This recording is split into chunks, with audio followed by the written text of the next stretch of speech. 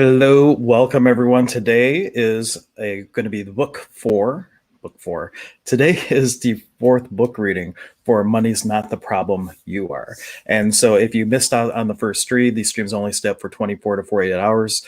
If you would like to see the first ones, if you message me, I might be able to tell you where to find them. But today we're going to be doing Money's Not the Problem, You Are, the reading number 4 of this series. So welcome everyone. Just going to wait a minute, let people hop on because I didn't really schedule that I was going to do this, but I realized that I'm way overdue for offering these. Let me just bring up the tab here. So we will be able to see the way that I do these is as I start to read these, you're going to be able to see it. So you can see it in the background there. Maybe I can make it. No, I'd like you to see me too. But you'll be able to read along if you like. These are all available on Amazon. I highly recommend getting the Audible version. And I'll grab the link and actually, let me grab the link right now. So for those of you who don't know, like Access Consciousness is a huge modality. It originally started, well, technically it started with a book called How to Become Money. Gary Douglas, he was channeling a being called Rasputin, and he was actually doing a class through channeling. So the being is speaking through him. If you're not familiar with that, there's a lot of texts that have come about this way, like the Alice Bailey work was all channeled information. The Secret Doctrine was channeled information. You could look at Conversations with God, even by Neil Donald Walsh. All that is channeling. So he's in a space where this being is working through him and is interacting with people, asking all these questions around money. And that book created the foundation, pun intended, for what Access Consciousness became. There's actually a class called Foundation where a lot of the tools from How to Become Money are used. And then later through, I don't know where the timeline was, but Gary Douglas then really was asking the question, what would he like his life to look like? Because people were coming to him for readings of what color to paint their house and all these things that for him were, they weren't really life-changing, but he's getting information that could change the people's lives. So he asked a question, what would I like my life to look like? And he started to follow the energy, and somebody asked him to channel for his massage therapist or for a massage therapist. And from that came 32 points on the head, which today is known as access bars, which is like one of many energy processes in access. There's over 60 different energy flows. Bars is one of them. And then there's other ones like MTVSS, biomimetic mimicry, which is one of my favorites, like the energy of how we take on aspects from our parents and family and things like that and emulate them. Just all kinds. Cellular memory is another one where traumas are stored in the body. There's all kinds of different things, but bars is one of them. So all that to be said, the How to Become Money workbook is like a great place to start if you're interested in more access things. Actually, the great place to start is right here because we're going to do the book reading. And I'm not going to worry about finding that link, so never mind. If you guys want the link to the book, you can go on and find it. Hello, Anne-Marie. Thank you so much for joining us. So without further ado, we'll just hop in. If you have questions, please let me know. And I do want to, I take it back. I'm going to get a link, but a different link. Starting this Saturday, if you are interested in taking a deeper dive into access, Heather McMillan, her real name is Heather McMillan, but I like calling her Heather McMillan because she's so great at creating abundance and things. But she's doing a 10-part series on that same book that I just mentioned, the How to Become Money workbook. So it starts Saturday, 9 a.m. every day for 10 days, 1-hour class. You don't have to be present for each one. If you miss them, they're all recorded. There's a private Facebook group for more stuff that you can, more contribution as you go through it. And man, my internet, I don't know if my internet's slow or what. It's taken a long time for my website to come up. Oh, it's because I'm screen sharing. That's why. Hold on, let me take that off for a second. It's lagging my internet. Okay. But anyway, here is the link. See, now it came right up. So here's the link for information about that. We're going to be doing it again in May. So Heather's coming for this class. Well, she's not coming for this class. She's doing this all remotely, but the foundation class and bars class in May is going to be in person. So there, I posted the link about that if you're interested. And now for part 5. Of course, there's errors with the message. Pot and pock all these entities today that are messing with me. I don't like that background while I'm reading. So let's just change it to black background, shall we? I like that better. Or do I? I don't know. Yeah, there we go. I like that. All right. So for those of you who haven't had one of these before, I go and I will just read the text. I'm not supposed to facilitate. These stay up for 24 to 48 hours after I post them. Just with the requirements from the publisher, we can do these book readings. We can't read more than 30% of the book. We have to take them down after so long. I'm not supposed to facilitate, but if you ask a question, I'm not going to not answer it.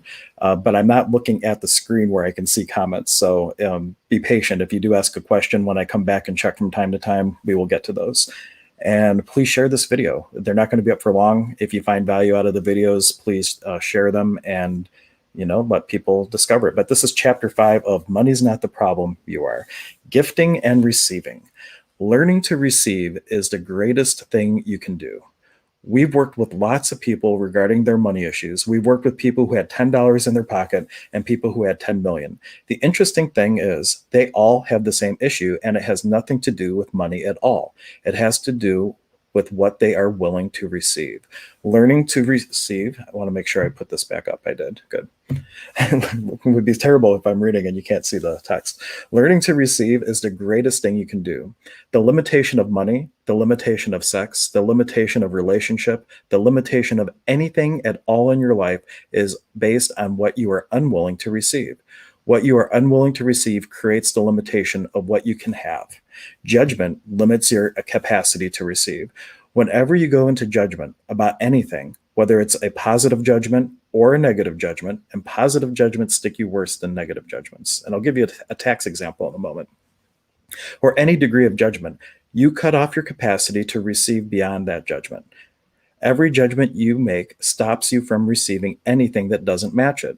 So even a positive judgment like, this is the perfect person, keeps you from seeing when they're not perfect. If you decide that you have married the perfect woman, are you able to see when she's not perfect? Can you see when she's cheating on you? No, you're not able to receive the full reality of that person. Whatever you are unable to receive is based on our judgments. Do you need to live in judgment? No. In fact, you need to live without judgment. If you live from a place of no judgment, you can receive the entirety of the world. You can have everything you've always wanted. When you have no judgment, there isn't anything you can't receive. I worked with a man who had a men's clothing store in a gay section of town. He was having trouble with his business. He asked me to help him sort out what the problem was. We examined everything, and it all looked pretty good. And I was thinking, what's keeping him from being successful? I said, so tell me about your customers. He said, oh, they're pretty nice except for those guys. I said, those guys? Who are those guys? He said, oh, those squishy queens that come in. I hate it when they come in and hit on me. I said, your shop is in the gay area of town, correct? He said, yes. And I said, you know what? You have made a mistake here because you will not receive your customers' energy. They're not going to give you any money if you're not willing to have their energy. He said, what do you mean? I said, you have to be willing to receive their energy if you want to have their money. You have to learn to banter and flirt with them. He said, I could never do that. I don't want to have sex with a man. I said, I didn't say you had to have sex with them. I said you had to flirt with them. You'll flirt with a woman, won't you? He said, when my wife's not around. I said, then just flirt with a man. It doesn't mean that you have to copulate with him. It just means that you're willing to receive the energy he's giving you, and then you can have his money. So he learned to enjoy his customers and to banter and flirt with them. He learned to have a good time with them, and he started making lots of money. He had a judgment about receiving the energy of his customers, which created a limitation of what he could receive financially. And just on a side note, one of the books that I'm going to read after this one, there's a book called Right Riches for You, and he goes into much more elaboration of this story, which is a great, people are pinging me. But that's another, after this book, like either Joy of Business or Getting Out of Debt Joyfully or Right Riches for You, either one of those is a great book that we could make as a part two to these reading series or whatnot. The same is true for you. What are you unwilling to receive energetically becomes the limitation of what you can create money from. What are you absolutely unwilling to receive? We're going to ask a question, and we'd like you to write down the first thing that pops up in your head, or say it out loud, especially if it makes absolutely no sense to you. The purpose of this question, rather, is to unlock what you're unwilling to receive. Whatever we're unwilling to receive creates a limitation of what we can create in our lives. It limits what we can have. Here is the question. What are you absolutely unwilling to receive that if you were willing would manifest as total abundance? I'll read that again. Here's the question. What are you absolutely unwilling to receive that if you were willing would manifest as total abundance? And one thing I just want to point out, let me just make sure that someone's not messaging me about the stream, that I'm like not being able to, that people can't hear me or something like that. Okay. Somebody asking a question about the class tomorrow, actually, ironically. Like for me, one of these things was, or think about, do you become uncomfortable if somebody compliments you or praises you? Like even in school, when you get an award, like some people can receive that, no problem. Other people, they feel very self-conscious about being in the limelight. So if you're not willing to receive people's attention, if you're not willing to receive people's praise, if you're not willing to receive people's compliments, any of those types of things, that energetically is limiting what you're bringing into your life, because money is an energy. And so the ability to receive, if you look at just little examples like that, what made you feel the most uncomfortable growing up when people had their eyes on you? Like what energy are you not willing to receive? So just a couple examples maybe to get your brain started with thinking of things like that, because you can list out all the things that you're not willing to receive. And those are the things that we can facilitate through the access clearing statement and other tools of access consciousness to break through the energies of where all that is coming from, to break through the glass ceilings limitation and really step into new possibility. And that's really what the money workbook is really amazing with. But here's the question one more time. What are you absolutely unwilling to receive that if you were willing would manifest as total abundance? We asked this question of a group of people. These are some of the answers they came up with. Do any of them apply to you? People disliking me. I was a little bit ahead of myself giving an example. Judgments, health, love, sex, self-intimacy. What are you absolutely unwilling to receive that if you were willing would manifest as total abundance? What's on your list? Are your answers anything like these? Responsibility, the greatness of me, success, something I have to slave for, being weird and different, feeling good about having fun in my life. What are you absolutely unwilling to receive that if you were willing would manifest as total abundance? What did you come up with this time? Do your answers contain any of these items? Easy money, being overwhelmed, caring, being wrong, the ability to create, help, being slapped in the face, being joyful, taking risks. Pretty interesting, isn't it? And just to give you one example too, like something that we're taught early in life a lot of times is that you have to work hard to earn money. You have to sacrifice. And what if we don't want to sacrifice in order to have abundance? So there's all these types of things that can create these glass ceilings. Like, I don't want to sacrifice in order to be abundant. That's an energy that's not willing to be received. Pretty interesting, isn't it? The things you're unwilling to receive limit what you can have in life. Because you're not willing to receive these things, you cannot have abundance. Everybody pretty much has the same issues. Your unwillingness to receive whatever came up for you limits the amount of money you can have. It limits what you can have in every respect. It's what we are unwilling to receive that makes the problem. What if you were willing to receive anything and everything? What energy have you decided you cannot receive? What judgment do you have that stops you from receiving? Ultimately, as you read these questions, you may have something pop up into your head. It will be an answer from where it will be an answer from, guess where? Your insane mind, because that's what creates all your limitations. Your logical mind takes these insane limitations and justifies them. It provides the decisions and judgments that keep the limitation in existence. The great thing about this is the response from your insane mind that pops into your head is not only a statement of your limitation, it's also the answer that will set you free. Your logical mind only provides justifications for the insane point of view you already have. So what is the energy you're unwilling to receive? I'm just remembering, I'm going to put up a banner so people will more easily be able to tell me here. Oh, Shannon, thank you for your comment. I am not at all shocked on the theme. I'm working with this week is receiving money, and I came on this topic. Absolutely. And Shannon, we're going to be doing 2 runs of the How to Become Money Workbook. One starts this Saturday, and one starts right after the foundation next month. So if it feels light, check that out. And on the website I try to post, theemergenceofbeing.com/possibility. It has all kinds of videos with me and Heather doing live streams. There's one specifically on the workbook, which is awesome. And I've been through the book so many times. Oh, there's the website that I just mentioned. And let me go ahead and put this up too. The how to become.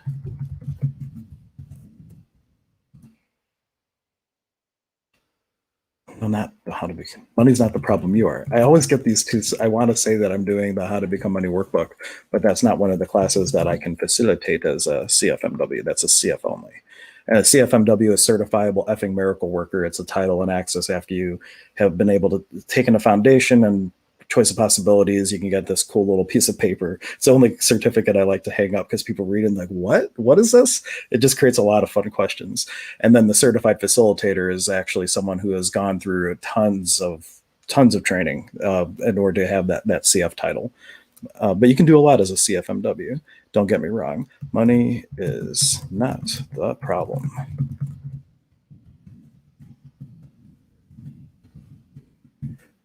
Now, people out there, oh, I only have 50 banners. Are you kidding me?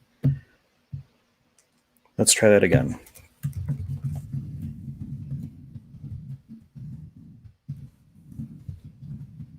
Didn't take the time to capitalize it all this time, but that's okay. And I see someone else made comments. And she said, oh, wonderful. Thank you. The greatest certificate name ever. Yes, I love that. CFMW. It's so much fun. So anyway, back to our shenanigans at hand. I don't screw around with a married woman. Yesterday, I am so spacey already. Like it's tax season. And even though well, anyway, it's always a spacey day for me. Because what are you aware of today? How much anxiety and stress and people just like, there's just a lot going on. That's why I file an extension. I would like to do all my stuff after all that's done. I'm not going to participate or contribute into all the stress today. But anyway, instead of yesterday, it's supposed to be yours. Let's start that whole thing over. I don't screw around with married women. Years ago, when I was in my 30s, I trained horses. At the time, I was planning to go to Europe for 6 months, and I met a lady who lived in, I'm going to mispronounce this, Montecito, perhaps, which is a ritzy area of Santa Barbara. She had some horses she wanted me to ride, so I went back and rode her horses. She thought I was really cute and was checking me out and hitting on me. My reaction to this was a judgment. I don't screw around with married women. She had an attorney for a husband, and I thought the last thing I would ever want to do is get myself involved with that kind of thing. I could be in real trouble. So I went away to Europe. And I was gone 6 months. When I came back, she started calling me. And based on my earlier judgment, I just put her off. And I put her off, and I didn't have anything to do with her. 2 months later, I found out that she married a guy who looked so much like me. He could have been my brother. I assumed she was married, but the reality was she had divorced her husband while I was in Europe. Nobody had told me. 6 months after her marriage, she died of a cerebral hemorrhage, and she left her new husband $67 million. Do you think my judgments had any effect on my life? What judgments of yours might be having an equally detrimental effect on your life? I don't know if I ever remember reading that example before. Out of control versus uncontrol. We tend to control ourselves with the limitations we create. We create controls around ourselves about what we will receive, what we won't receive, what is possible, what is not possible, what we think it's like, what we think it's got to look like, and what we want it to look like. We think this puts us in control, but you don't want to be in control. You want to be out of control. You have to get to the point where you're willing to be totally out of control. I'm not talking about being out of control in the sense of being drunk and disorderly, nor am I talking about speeding at 8,000 miles per hour down the freeway. I'm not talking about getting naked in public or that sort of thing. That's uncontrol.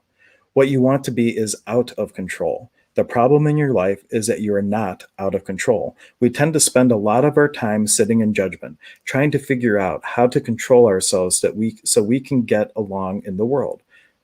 When we are out of control, we are willing to exist outside the normal box and the normal points of reference. Being out of control is not being uncontrolled. It's not being drunk and disorderly. It's about not letting the controls of other people's points of view, other people's realities, judgments, and decisions be the controlling factor in our lives. Being out of control is taking away those things, where you've given away parts of your life to others and have made them more powerful than you. To be out of control is to no longer be the effect, but to be the source. There's another book the book I'm currently reading through with Access is called Divorceless Relationships. Fantastic book. It has nothing to do with actual divorce. It's about where you divorcing yourself in order to fit into the limitations and the relationships that are around you. Whether it's a romantic partner, a lifelong partner, just a friend or whatnot, we end up divorcing ourselves. And this is kind of a little reference to that, but that's another great book. We'll put it on the list of things that we can eventually do readings on.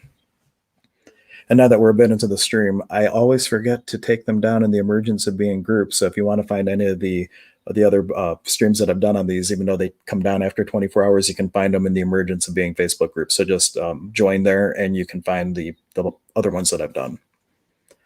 Once you're willing to be out of control, you're willing to be out of the coffin you've created your life as. Did I miss one?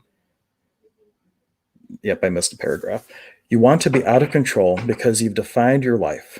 You have the box of your life defined and confined. You have created the coffin you call your life. You think you're alive, but you're living within a coffin. If you would break down those coffins, you could start to create from a sense of out of control.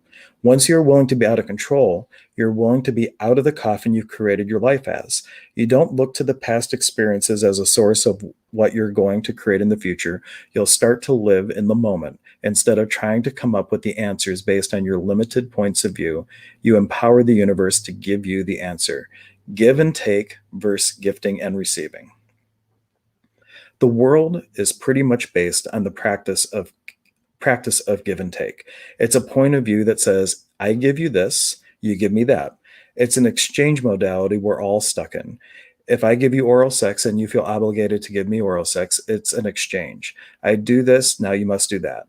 With gifting, on the other hand, there is no separate exchange that occurs.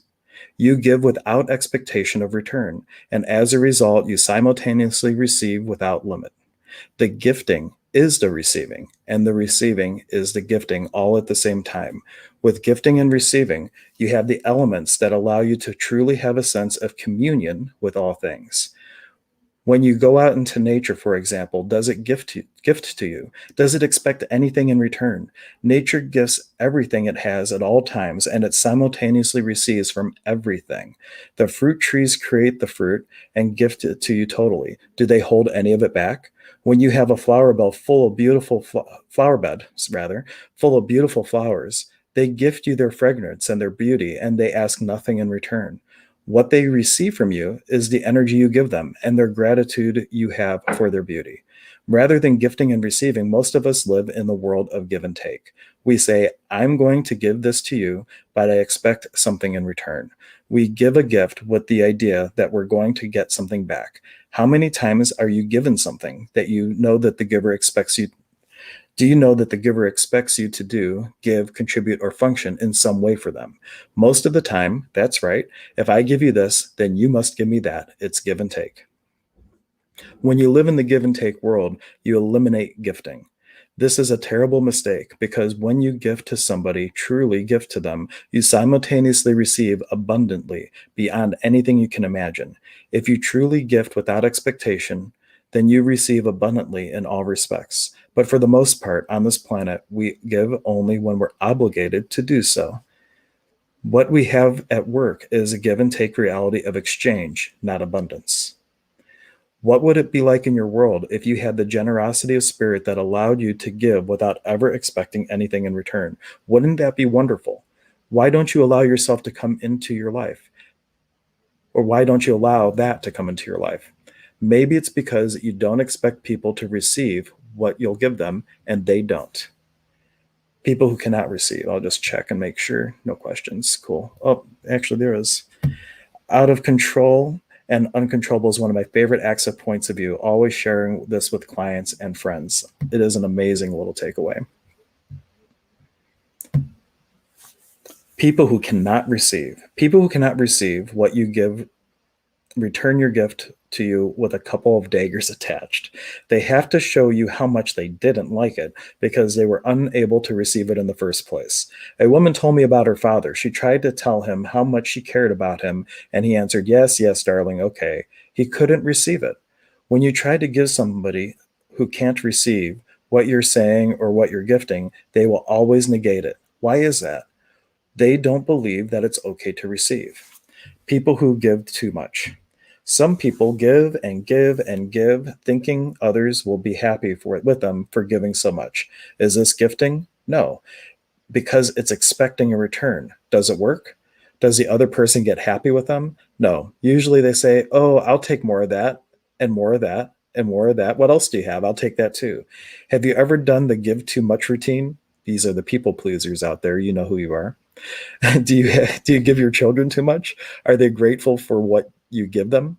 With my kids, it seems the more I give them, the more they take. Children, as my friend Mary says, will take your last breath and never say thank you. I don't know if you guys have kids, but this resonates a lot for me. They expect you to give them all the time, and they'll always take it from you. They don't see that there needs to be an honoring of the gift. They don't consider what you give them to be a gift. They think whatever you give is due them. Whenever you're giving to somebody who feels entitled to receive, or who thinks you should give because you've got the money or because you can, it's not very clean. There will be no real joy in your giving or in the receipt of it. If you have a friend who doesn't have enough, you might try to give to him in order to help him. And then pretty soon you might find you are giving to him all the time and there's no end. This is what happens when you're on the give and take program. Is it possible in doing all this giving that you believe you really shouldn't receive? Is it possible that you feel you must always give but never receive? Some people give in order to make others feel less than. We know a woman who was giving hugely expensive gifts to people all the time. One of her friends who was troubled by this said to me, "I can't give her anything in return because I can't equal the amount of money she spent on me." We talked about this for a while, and she realized her friend's giving was a way of pushing other people away, so that even as they were receiving more, they would feel less than. Give and take and gifting and receiving occurs in relationships of every kind. If you're in a relationship where you think you have to give 150%, you usually end up with someone who is willing to take 150%. You do not get someone who gives as much as you do. But when you are truly gifting and receiving in relationship, the person gifts to you and receives simultaneously as a result. You give to them, you receive simultaneously. And this is what we call creationship instead of relationship, the place of the kingdom of we instead of the kingdom of me. Kingdom of me, relationship, give and take and sacrifice. Kingdom of we, creationship, recognizing that though you're separate, you're one. Do you live in the ledger and balance sheet world of give and take? Other often, I really want to read words that aren't there today. And I have not had any medicine or anything, honest. Often, when people have been kept from having things, they develop a point of view which says, "This is mine, and I know how much I have, and you better not try to take one of my nuts, damn it." They live in the ledger and the balance sheet world of give and take. Do you know people who have to keep the accounts balanced? They say things like, "The bill is 37.50. If we divide it, that's 18.75 each." I had an experience once while traveling in Europe, where we went to visit a friend, and like even the toilet paper, like how much toilet paper was used, like it was like, "Oh, this is how much you owe us for staying. Like this is groceries. This is how much everything was used." I was like, "Wow, that just reminds me of this example that it's okay. Yeah, you owe us like 34 euros or whatnot for staying with us. This is how much it cost us for you to be here." Just really random. It was kind of interesting. "Okay, you owe me 18.75. This is my food. Don't eat my avocados." The end result of this kind of thinking is that they have no abundance. You cannot live in the ledger and balance sheet world and believe in the abundance of your life. What would happen if you took a completely different point of view? You want it? Take it. When you get rid of the idea, "I've got to get my share," you can experience the abundance of the universe. If you're totally abundant, do you care if your roommate eats the avocado you thought was yours? If you're an unlimited being with unlimited resources, with unlimited possibility, how can you ever be taken from? How can you ever be taken from? Really, can you ever truly overgift? And one example of this too, if you guys know about the Holistic Expo that I've put on, the very first year, me and another show, we didn't know about the other show at the time. It was really when two different shows first got started, and we ended up being on the exact same day. We were both in contract, couldn't move our dates, and we could have easily gone into, oh my gosh, like, there's this competition and they're going to take our customers, they're going to take our vendors, all this stuff. Our solution was, when we came together, let's pass out each other's flyers side by side, because we're telling the universe there's enough for both. There's plenty of abundance. There's not scarcity. There's plenty of vendors. There's plenty of patrons. Both events can coexist. And we both had events, still have events that have lasted the whole time, and we're in that space of cooperation over competition, which is hugely key. If you can be in cooperation and collaboration with everything, that's a true communion. And what possibilities would you receive and be able to create in that space with total ease? The universe is endlessly abundant. One of the ways I changed my own point of view about gifting and receiving was to practice giving without expectation. A friend and I went to a restaurant one time. I ordered a cup of coffee and a donut. My friend ordered a cup of tea. Our waitress is about 45 years old. First, she brought my friend a spoon. Then she went back and got me a spoon. Then she brought me a cup of coffee. Then she went back and got the tea, then the cream, and then the donut. I asked, "Are you having a tough day?" She got teary-eyed and said, "I've never worked before. This is the first job I've ever had. I don't know how to do this. I'm overwhelmed." I said, "Don't worry, it will get better. You'll get used to it." She said, "Thank you, that's very kind." She brought the bill, and it was $5.12. I left her $10.12. As we were walking out the door, she came running after us. Sir, you gave me too much money." I said, "No, I didn't. That's a tip." So to let you know that you're doing okay. You can see the beams in her universe. Another time, I was walking in New York on my way to lunch, and there was a young guy sitting on the street with a big open cut on his leg and a tin can, thin tin can in front of him. No one was putting money into it. On my way back from lunch, without looking at him, I stuck a $20 bill in the can, and he went, "Thank you, sir." "Oh my God, bless you, thank you." I could feel the energy radiating out of him, because someone had seen, acknowledged, and gifted to him without any expectation. Not a quarter, not a nickel, not, "Okay, you're a little bum," but enough that he could actually afford a good meal. If you do those sorts of things, you'll break down the idea that there is no abundance in the world. You have to do it. You have to make it happen. When I was moving out of my house after my divorce, I had a bunch of antiques I was going to sell. But instead of doing that, I gave them to my friend, the antique dealer, who had more money than I did. I gave him all my antiques to him, and it confused the hell out of him. He couldn't understand why I would gift them to him, because he had more than I did. His point of view was that you give to someone who has less than you. That's a concept you have to get over. That is very important. I'm going to read that again. He couldn't understand why I would gift to him, because he had more than I did.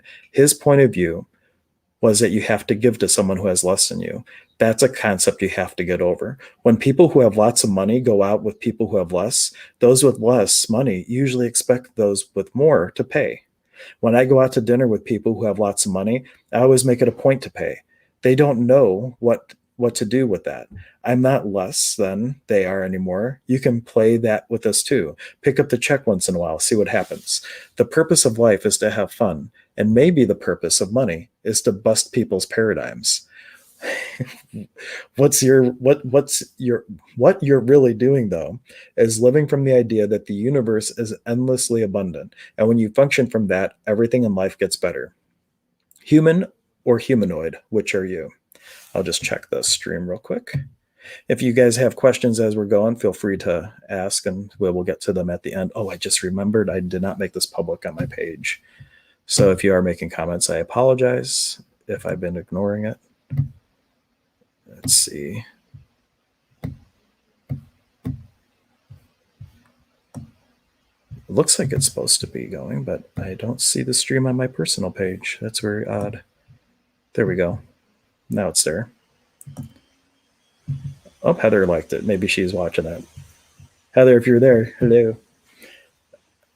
and she didn't have the greatest internet, but we should be streaming tonight. We have their practitioner share tonight. And after I'm done with my shamanic class, we may do a little stream while we're doing the practitioner share and just have a little bit of fun with Heather. She's a certified facilitator of access. So definitely fun. And if you want to check out the other stuff coming up with Heather, there's the link, emergenceofbeing.com/possibility. Next class starts Saturday for the How to Become Money workbook, which is a lot of tools like this, but going way more in depth and a lot of processing around it. But human or humanoid, which are you? What are the most unexpected things we've discovered in our work with Access is the awareness that there appear to be two species of beings on planet Earth, humans and humanoids. At the time of this writing, they didn't have the awareness, but they actually have classified a few others since then, which I'm not sure which class they talk about it in, but there's more than two. I'll leave it at that for now. But humans live in judgment of everybody else and think there's life. Let's try that whole thing again. We'll do the whole sentence. One of the more unexpected things we discovered in our work with Access is the awareness that there appear to be two species of beings on planet Earth, humans and humanoids. Humans live in judgment of everybody else and think their life is just the way it is and nothing is ever right. They don't even bother to think about another possibility. Humanoids look for ways to make things better. If you invent things, if you search out things, if you're always looking for a better, bigger way of creating something, you're a humanoid, not a human. Humanoids are the people who create change. They create the inventions, the music, and the poetry. They create the changes that come out of a lack of satisfaction with the status quo. Well, if you just get a TV, for humanoids, it is a great relief to know that we are always judged and we will never fit in. We try so hard, but we can't make ourselves fit into the human mold. Most of us desperately seek to understand and fit into the human reality of money and everything else. People tell us, well, if you just get a TV, a new car, a regular job, you'd be fine. The idea of bringing up the differences between humans and humanoids is not about sitting in judgment of other humans or a judgment of humans. It's not becoming aware of how we humanoids judge ourselves. Humanoids judging themselves. One of the most important things to know about humanoids is that they sit in judgment of themselves. Humanoids think there's something wrong with themselves because they're not like everyone else around them. They ask themselves, what's wrong with me that I can't get it right? Why can't I be like this other person? Why can't I be satisfied with less? What's wrong with me? They go into serious amounts of judgments of themselves. They wonder why they can't get what everyone else gets and do what everyone else does. When somebody lies to a humanoid or does something wrong to them, humanoids twist it around and look for what they've done wrong. They make themselves wrong for the other person right. For the other person right. Is that just me or does that sound weird? They make themselves wrong. Oh, there we go. They make themselves wrong and the other person right. Now it sounds right. See, I was making myself wrong for reading it wrong, but except I read it right. A humanoid friend of mine had been in a business relationship with a partner for a long time, and one day he was talking about how his business never seemed to make any money. I said, "There's something wrong here. You better have a good look at those books. I think your partner's cheating on you." He said, "Oh, he would never cheat me." I asked, "How can you look at this?" He decided to have a closer look at the books, and when what his business partner found out he was doing, the partner got I really can't read today. He decided to have a closer look at the books. And when his business partner found out what he was doing, the partner got really angry and made a lot of accusations against him. My friend's response was to judge himself hideously for being so disloyal to question his partner. A month later, my friend found out the partner was cheating him. My humanoid friend's response to the discovery that his partner was cheating him was what was to heap huge amounts of judgment on himself, whereas his human partner's response was, "This is all your fault. If you weren't such a crappy partner, none of this would have ever happened." Then is all there is. This is all there is. Maybe this will be the last section because clearly I'm having issues reading today, which is kind of funny. But so if you have questions, write them now. Well, we'll see. We'll keep going for a little bit longer. But I am a little struggling reading these things. It's very, very interesting. What's right about that I'm not getting, and everything that brings up and lets down, destroy and uncreate it, right and wrong, good and bad, pot and pock, all nine shorts, boys and beyonds. Oh, yeah, we'll do that real quick too. Just running a little clearing in my head. There's always reasons for things, right? Or reasons. There's always awarenesses of why of there's awarenesses for the things that are showing up in your reality.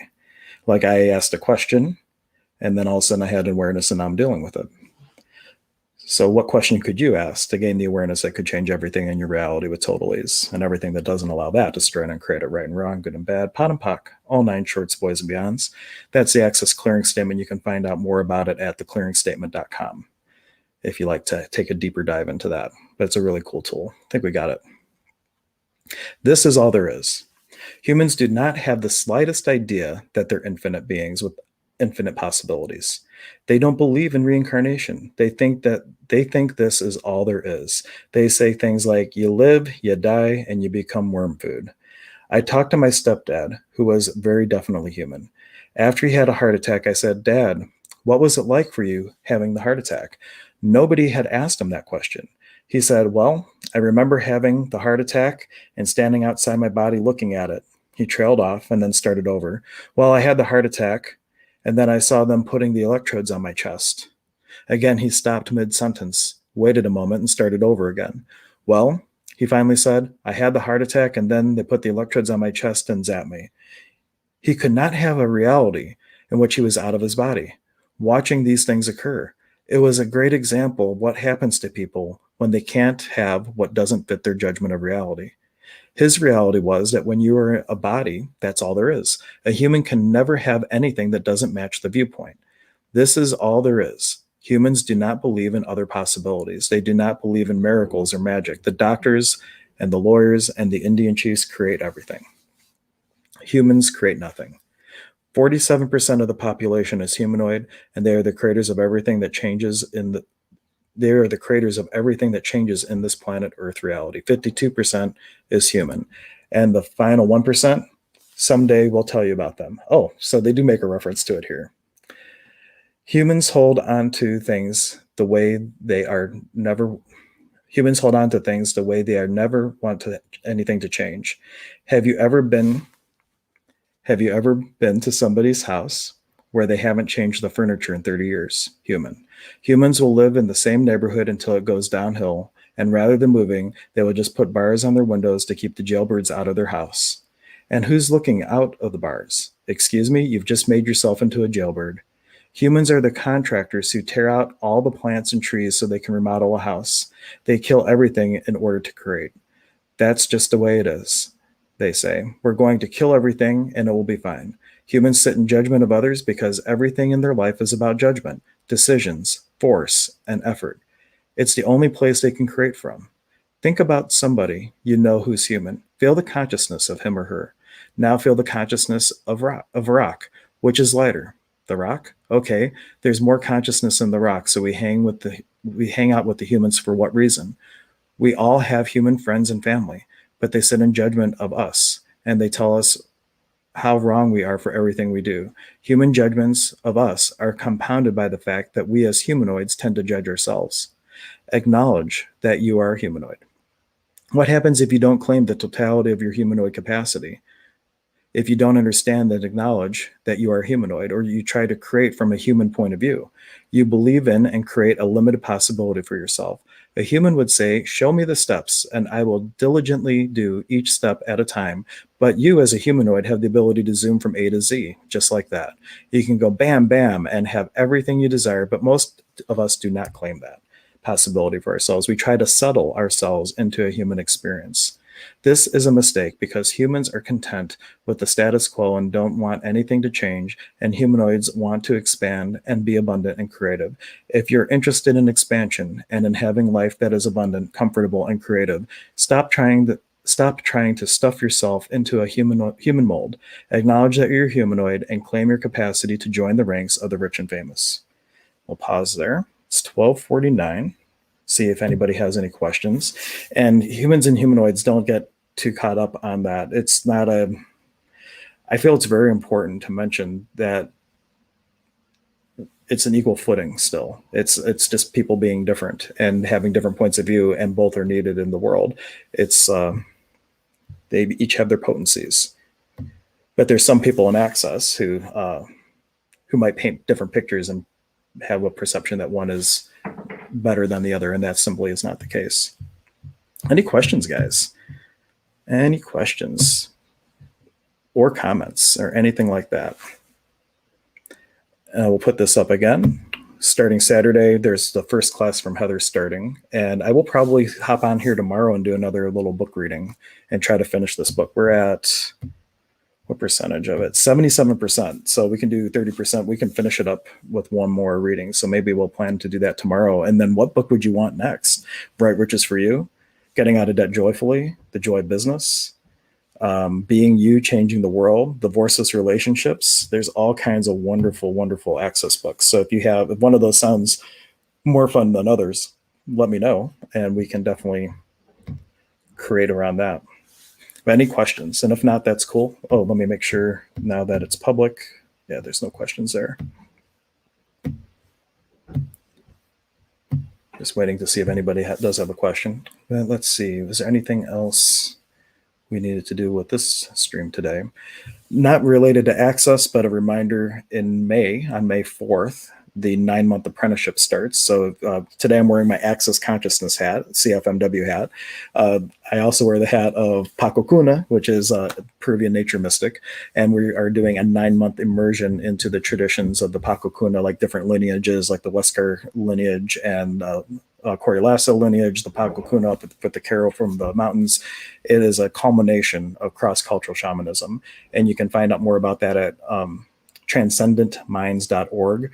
It's taught by my teacher, Don Zane Kerfman. That starts May 4th, and there's live calls every week, as well as pre-recorded content. So the idea is you watch the content whenever you can during the week, show up for the live call, Q&A, ceremony, healing techniques, breakout rooms, all that kind of fun stuff. So it's going to be lots of fun. And then hopefully in fall, we will have a in-person retreat somewhere in West Virginia. Right Riches for You, says Anne Marie. Cool. Yeah, I listened to that. Actually, it was Jennifer that I don't know if you know Jennifer Napier. She was reading it before me, and then she says, you got to get this book. And then I went through it several times, and it was like, holy cow. It's it's just like what a great lineup. Money's Not the Problem You Are, Right Riches for You, Getting Out of Debt Joyfully, even if you don't have debt. It's all about receiving. And then the How to Become Money workbook, not necessarily in that order, but those 4 by themselves have such great potency. Cool. Well, thank you for your contribution. Since you were the only one who voted, you automatically win. Cool. All right, guys, I will go ahead and end here. Thank you so much for watching. Be sure to share the stream. It will stay up for 24 to 48 hours, unless you're in the Emergence of Being Facebook group. So I encourage you to join the group so you can go back and look at the other book reading content that accidentally gets overlooked to be deleted. Until, well, pot and pock, all that. But anyway, we will catch you next time. And I will be on hopefully tonight with Heather from the center doing our practitioner share. So we will catch you next time. Thanks, everyone.